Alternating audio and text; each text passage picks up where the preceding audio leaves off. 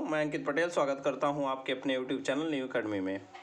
Friends, आशा करते हैं कि आप लोग स्वस्थ और मस्त होंगे और अपनी पढ़ाई बेहतर ढंग से कर रहे होंगे। आज जो है 25 दिसंबर है। आज जो है दो लोगों की जन्मदिन होती है। एक तो है मदन मोहन मालवीय जी, जिन्होंने जो है BHU की स्थापना की थी, और जो है आज ही के दिन अटल बिहारी वाजपेयी का भी जन्म हुआ था, जिनके जन्मदिन को हम लोग जो है सुशासन दिवस के रूप में मनाते हैं। और आज जो है हमारे ईसाई भाइयों के लिए जो है क्रिसमस डे है। तो इन सारे दिवस की आप लोगों को ढेरों सारी बधाइयाँ फ्रेंड्स। तो हम लोग जो है इसमें हिंदी का सिलेबस जो है लेखपाल का कवर कर रहे हैं। उसके अंतर्गत हम लोग जो है अभी तक वाक्यांशों के लिए एक शब्द और जो है इसमें संधि और समास का अध्ययन कर लिए हैं। आज हम लोग जो है अपठित गद्यांश पर आधारित प्रश्न देखेंगे और गद्यांश को किस प्रकार से जो है पढ़ना है, उसको कैसे समझना है और किस प्रकार से उसको हल करें कि जो है उसको हल करने में बहुत कम समय लगे, इस पर जो है हम लोग चर्चा करेंगे।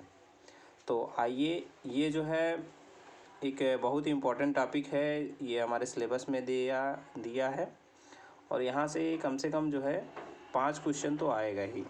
एक गद्यांश आएगा और उस पर 5 प्रश्न आएंगे। तो इसको हम लोग जो है अच्छे से समझते हैं, ठीक है।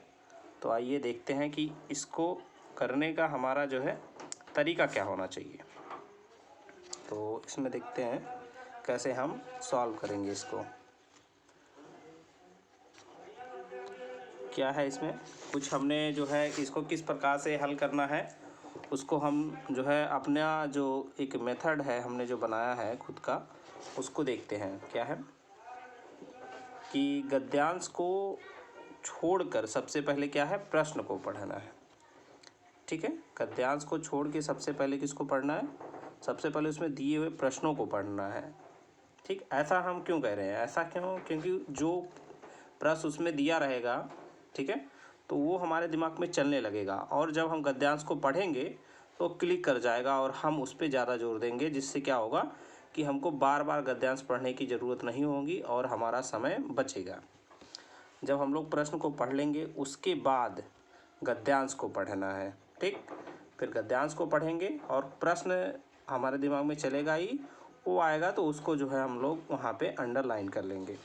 फिर क्या है, गद्यांश में पढ़ी हुई बातों को हमेशा सत्य मानना है, ठीक, चाहे वो झूठी ही क्यों ना हो, झूठी ही क्यों ना हो। मतलब जैसे अब ये कह दे कि इमली के पेड़ में आम लगता है, अगर गद्यांश में कहा है तो इमली के पेड़ में आम लगता है, ये हम मानेंगे, ठीक है। और उसके बाद है कि पहले प्रश्न का उत्तर पहले या दूसरे लाइन में मिलेगा। ये सामान्यता है, मतलब सामान्यता रहता ही है कि जिस हिसाब से प्रश्न दिए रहते हैं गद्यांश में, उसका उत्तर भी उसी हिसाब से मिलता जाता है। जैसे पहला प्रश्न रहेगा तो पहली दूसरी लाइन में, दूसरा प्रश्न रहेगा तो तीसरी चौथी लाइन में मिल जाता है। ये सामान्यता है, कोई ये फैक्ट नहीं है, लेकिन वैसा मिल ही जाता है।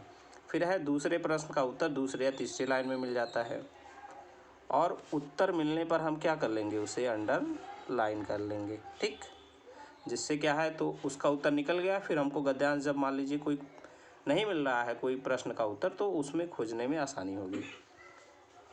फिर क्या होगा, शीर्षक हमेशा क्या है लास्ट में डिसाइड करना है। पूछता ना कि इस गद्यांश का शीर्षक क्या है, तो जब हम उसको पूरा पढ़ लेंगे जो है गद्यांश को, तो क्या होगा कि हमारे दिमाग में वो अच्छे से चलने लगेगा और उसको हम जो है आसानी से उसका शीर्षक निकाल लेंगे, ठीक। ये तो हो गया सामान्यतः, जबकि गद्यांश आसान है और उनको पढ़ने में समझ में आ गया, ठीक। कभी कभी ये होता है कि मान लीजिए हम पूरा गद्यांश पढ़ गए और उसमें या तो पूरा गद्यांश या उसका कुछ जो है पार्ट हमको समझ में नहीं आ रहा है, कोई लाइन नहीं समझ पे आ रही है, तब फिर हम क्या करेंगे, उसके लिए भी है तरीका। क्या करेंगे हम, ठीक है कि यदि गद्यांश में शब्दावली जो है कठिन आ जाए और उसके शब्द का अर्थ हमको पता ना चल रहा हो, तो हम क्या करेंगे, जुगाड़ टेक्निक का यूज करेंगे। किसका यूज करेंगे? जुगाड़ का। तो हम लोग जानते हो भारत के लोग जुगाड़ू कितना होते हैं, तो उसी का प्रयोग करेंगे। जैसे क्या करेंगे हम लोग, इसमें देखेंगे कि वो जो लाइन है वो और, तथा, लेकिन, हालांकि, यदा, कदा आदि शब्दों से जुड़ा रहेगा। कोई भी लाइन हो उसमें तो ये सब चीज़ें आती हैं। जैसे इसके एग्जाम्पल हैं, जैसे ऋतु सुंदर है और पढ़ने में भी तेज है, ठीक। और दूसरा एग्जाम्पल है सरिता होशियार तो है लेकिन बदमाश है, ठीक है। तो आप देख रहे हैं अगर वह और, तथा, आदि से जुड़ा हो, तो अगर पहला वाला जो है पहला पार्ट पॉजिटिव है तो दूसरा पार्ट भी पॉजिटिव होगा। इस चीज़ को ध्यान रखिएगा, ठीक है। और अगर जो है लेकिन, किंतु, परंतु से जुड़े हैं तो अगर पहले एक पॉजिटिव होगा दूसरा क्या होगा? नेगेटिव होगा। देखिए यहाँ होशियार है लेकिन दूसरा क्या है? बदमाश है। और जब और तथा से जुड़ा है तो अगर पहला जो है सुंदर है तो दूसरा पढ़ने में भी तेज है। तो ये हो गया हमारा तरीका कि हम इसको सॉल्व कैसे करेंगे। देख लीजिए कि सबसे पहले हम क्या करेंगे, प्रश्न को पढ़ेंगे, ठीक। उसके बाद गद्यांश को पढ़ेंगे, ठीक। और गद्यांश में पढ़ी हुई बातों को हमेशा सत्य मानेंगे, चाहे वो सत्य हो या ना हो। और पहले प्रश्न का उत्तर पहले या दूसरे लाइन में मिलता है और दूसरे प्रश्न का उत्तर तीसरे चौथे लाइन में मिलता है। ये है शीर्षक, एकदम लास्ट में डिसाइड करेंगे कि क्या होगा इसका शीर्षक। और अगर शब्दावली कठिन हो तो जुगाड़ टेक्नोलॉजी का यूज करेंगे। जैसे और तथा से जुड़ा होगा तो जान जाएंगे अगर पहले वाले पार्ट का हमको अर्थ समझ में आ रहा है तो दूसरा भी उसी अनुसार होगा। प्लस पॉजिटिव है तो पॉजिटिव होगा, और लेकिन, किंतु, परंतु से जुड़े हैं तो एक पॉजिटिव दूसरा नेगेटिव होगा। तो आइए हम लोग अब जो समझे हैं इसी टेक्निक का यूज करके हम लोग एक गद्यांश को सॉल्व करते हैं। जैसे क्या है, ये गद्यांश दिया है और हम सबसे पहले गद्यांश को, जैसा कि हम लोग अभी पढ़े कि गद्यांश को ना पढ़ के सबसे पहले प्रश्न को पढ़ेंगे। जैसे पूछा है स्वतंत्रता की माता कौन है, पहला प्रश्न। स्वतंत्रता की सौतेली माँ कौन है, दूसरा प्रश्न। आत्म संस्कार के लिए क्या आवश्यक है, उसके बाद है प्रस्तुत गद्यांश का शीर्षक बताइए। तो आप देख रहे हैं कि यहाँ पे 4 ही क्वेश्चन पूछा है, 4 से 5 क्वेश्चन पूछे जाते हैं इसमें। तो अब लोग हम पढ़ते हैं, तो हम लोग ने पढ़ लिया इसको। अब देखिए इसको पढ़ते हैं। क्या है, जो है नम्रता ही स्वतंत्रता की माता है। देखिए पहला ही मिल गया। लोग भ्रमवश अहंकार को उसकी माता समझ बैठते हैं लेकिन उसकी सौतेली माँ वो है। तो आप देख रहे हैं स्वतंत्रता की माता पूछा और सौतेली माँ भी पूछा है, जो इसका सत्यानाश करती है, चाहे वह संबंध ठीक हो या ना हो। पर इस बात को सब लोग मानते हैं कि आत्म संस्कार के लिए थोड़ी बहुत मानसिक स्वतंत्रता भी आवश्यक है, ठीक। आत्म संस्कार वाला क्वेश्चन भी पूछा है। चाहे वह स्वतंत्रता में अभिमान और नम्रता दोनों का मेल हो, और चाहे नम्रता से ही वह उत्पन्न हो। यह बात निश्चित है कि मनुष्य मर्यादा पूर्वक जीवन व्यतीत करना चाहता है, इसके लिए यह गुण अनिवार्य है, ठीक। हमने पढ़ लिया इसको, और अब हम लोग जो है देखिए जहाँ जहाँ हमको मिला वो हमने टिक कर लिया। अब आइए देखते हैं प्रश्न पर। पूछा है कि स्वतंत्रता की माता कौन है। तो अभी हमने पढ़ा कौन है, नम्रता है, ठीक। दूसरा है स्वतंत्रता की सौतेली माता कौन है। तो हम देख रहे हैं अहंकार, अभी हमने पढ़ा था, आया था अहंकार है, ठीक है। फिर क्या आत्म संस्कार के लिए क्या आवश्यक है, तो अभी हमने वहाँ पे देखा था कि आया था क्या, मानसिक स्वतंत्रता। तो हो जाएगा मानसिक स्वतंत्रता, ठीक। और फिर अब देखिए आ गया प्रस्तुत गद्यांश का शीर्षक बताइए। अभी हमने बताया कि शीर्षक एकदम लास्ट में तय करेंगे। तो यहाँ पे चारों विकल्प को पढ़िए। आत्मबल, नैतिक बल, अभिमान और स्वतंत्रता। तो यहाँ पे किस चीज़ की बात की गई है, पूरे गद्यांश में बात की गई है स्वतंत्रता की।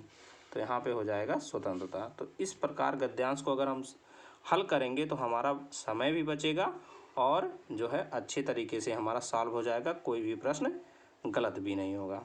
तो इस अप्रोच के साथ आप लोग जो है गद्यांश को हल करिएगा, आपको कोई भी दिक्कत नहीं होगी। तो आज का वीडियो यहीं तक रखते हैं। तो फ्रेंड्स कल जो है संडे है तो कल कोई क्लास नहीं होगी।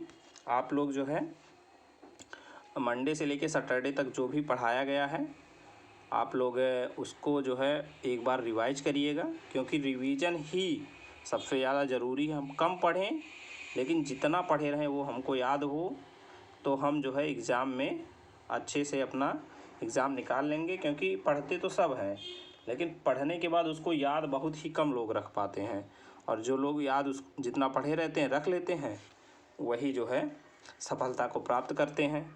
तो इसीलिए जो है संडे की क्लास जो है ऑफ रहती है कि आप लोग जो है मंडे से सैटरडे तक जो भी पढ़े हैं उसको जो है रिवाइज करें।